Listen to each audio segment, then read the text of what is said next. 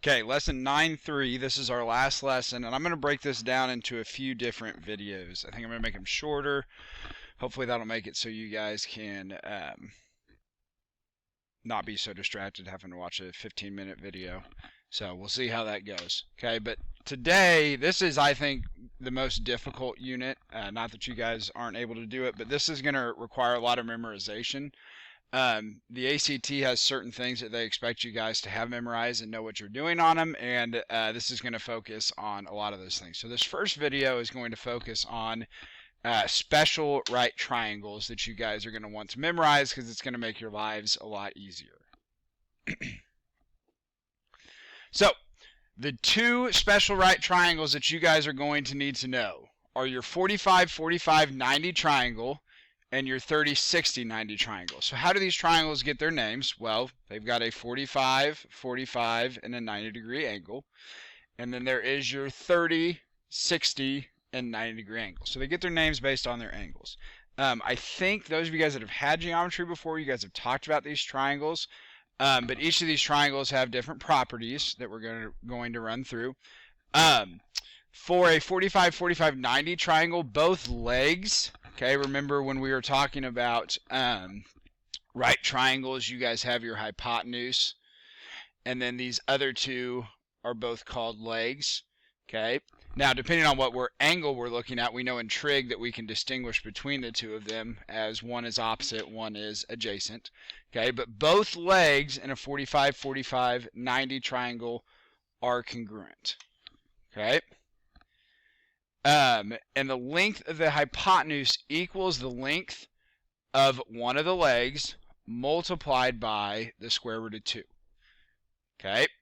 So whatever the legs are, you can multiply it by the square root of 2 to help you figure out what the hypotenuse is. Okay? Alright, then for our 30-60-90 triangle, they have some properties as well. Okay? The length of the hypotenuse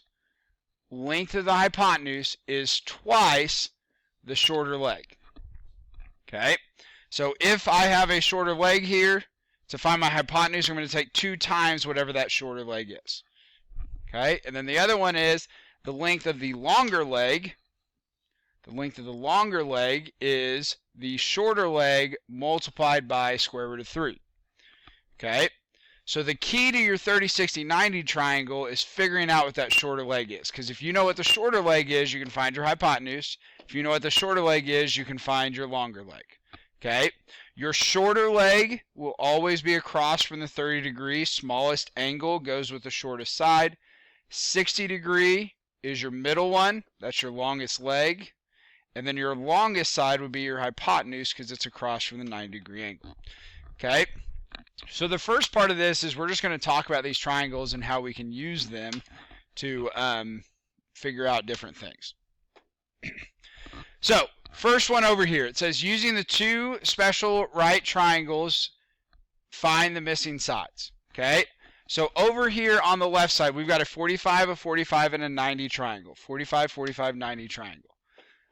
Okay, so things that we need to remember, because we need to figure out what X is and we need to figure out what Y is. Okay, the first thing that you guys should remember is if this is a 45-45-90 triangle, what do you know about these two sides? Well, their two angles are the same, which means that the two sides have to be the same as well. Okay, so if I have a 6 for this leg here for Y also has to be a 6. Okay, so 6 and 6 are these two sides.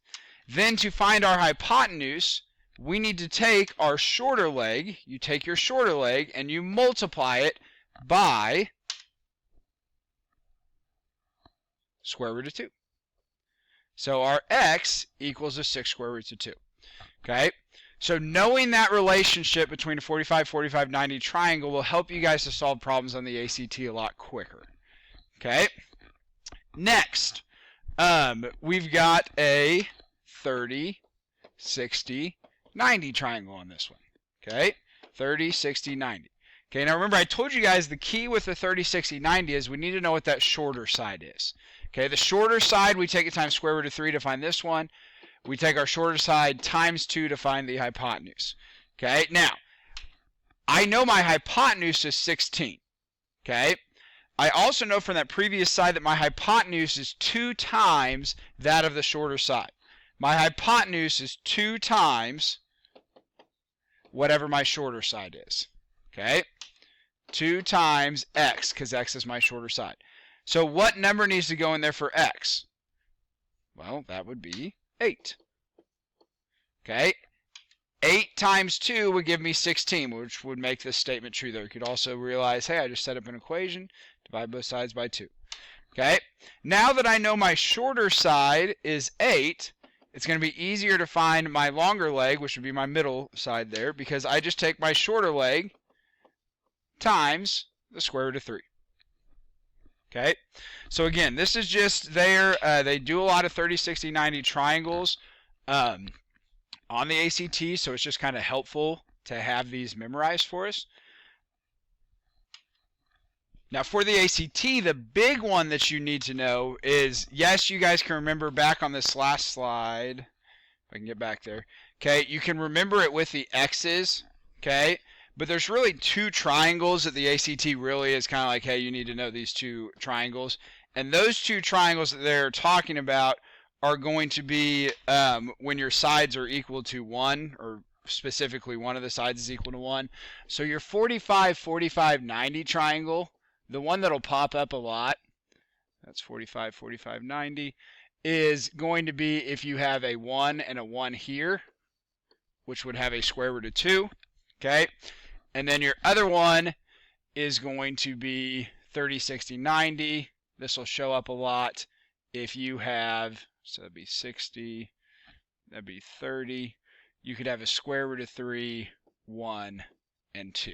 Those would be the ones that show up a lot with the ACT. So we do want to have those memorized. We want to know what those relationships are to help us out with that.